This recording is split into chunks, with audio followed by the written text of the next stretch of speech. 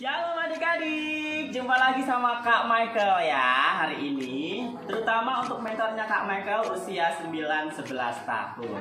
Ya ini kita ketemu lagi. Nanti Kak Sion akan cerita dan akan cerita hari ini temanya tentang ketertiban ya. Karakter ketertiban.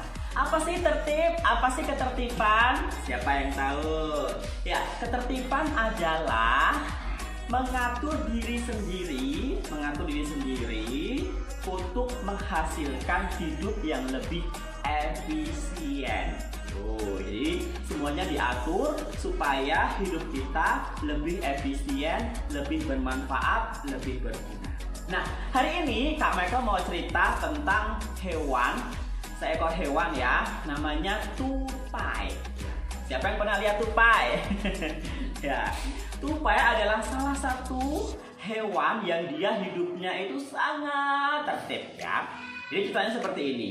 Pada suatu pagi, waktu itu terjadi di hutan. Ada seekor anjing hutan.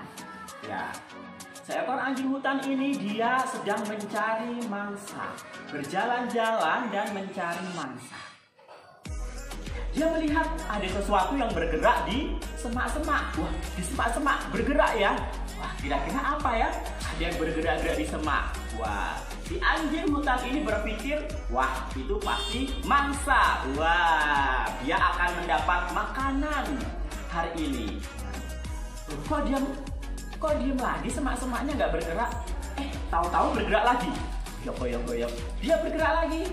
Si anjing hutan penasaran dan dia mengintip. Wah, ternyata ada santapan, ada seekor tupai.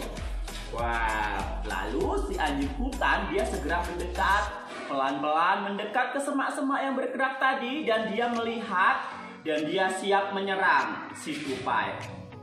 Tapi ketika dia mendekat semak-semak, dia bingung anjing hutannya. Lah, kok nggak ada? Tadi yang bergerak di sini, tupainya tadi di sini. Kok nggak ada? Si anjing hutannya dia, waduh, akhirnya dia menyerah si anjing hutannya. Udah dicari kemana-mana, nggak ada. Tadi semak-semaknya tuh bergerak, tapi kok nggak ada ya? Tahu nggak adik-adik kemana larinya si tupai? Jadi si tupai ini adalah hewan yang sangat pintar. Terutama dia hewan yang sangat tertib. Kenapa tertib? Karena tupai dia tidak meninggalkan jejak apapun. Ya. Kenapa? Tupai sembunyi di balik semak-semak. Dia punya kandang, dia punya liang di bawah semak-semak. Nah, supaya tidak ketahuan hewan buas, maka tupai ini hewan yang tertib. Dia tidak meninggalkan kotoran, tidak meninggalkan jejak yang bisa diketahui oleh hewan buas. Nah, saking tertib hidupnya si tupai, sampai-sampai dia tuh kalau buang kotoran di tempatnya. Jadi di kandangnya tuh dia penuh dengan kotak-kotak gitu ya. Dia bikin kandang di rumahnya itu, di kandangnya ada kotak untuk tidur, ada ruangan untuk makan sendiri, ada ruangan dapur sendiri.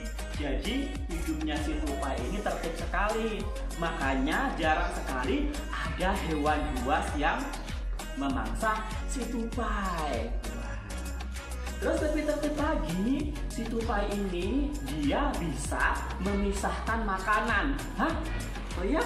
Si tupai kan makanannya biji-bijian tuh ya. Ada kedelai, ada jagung, ada gandum, dan semua jenis biji-bijian. Itu makanannya tupai ya.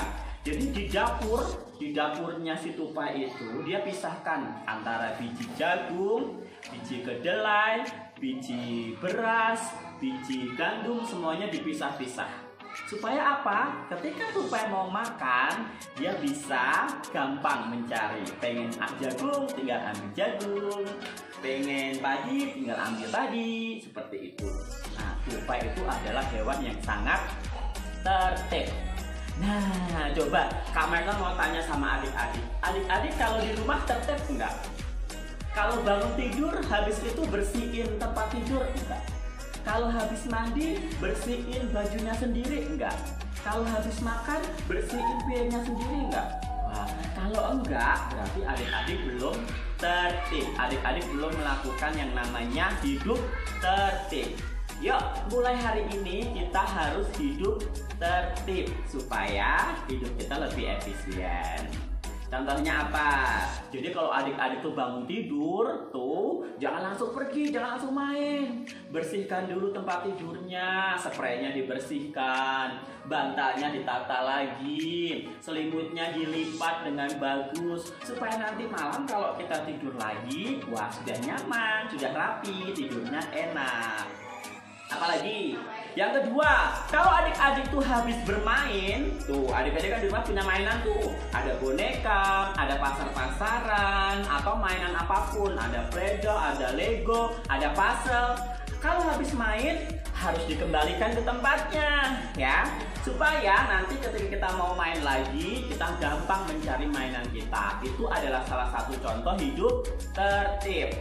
Ya, apalagi kalau kita habis mengambil barang yang kita gunakan, kembalikan di tempatnya. Nah, supaya ketika kita mau menggunakan barang itu lagi, kita gampang mencarinya. Gitu ya.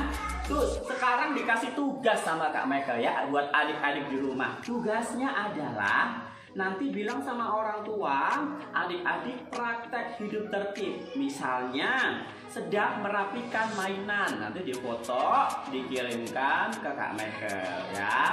Atau sedang merapikan tempat tidur, atau sedang merapikan barang-barang yang berserak ya, seperti itu. Itu adalah contoh-contoh hidup tertib. Yuk, apapun ya, apapun, baik di rumah, di sekolah, dimanapun berada, kita harus selalu hidup tertib. Kita sama-sama belajar ya. Oke, sampai ketemu lagi ya dengan Kak Michael di video selanjutnya. Jangan lupa tetap jaga kesehatan, pakai masker ketika beraktivitas dan pergi, rajin-rajin cuci tangan, semuanya jaga kesehatan ya. Tuhan Yesus memberkati. Bye-bye.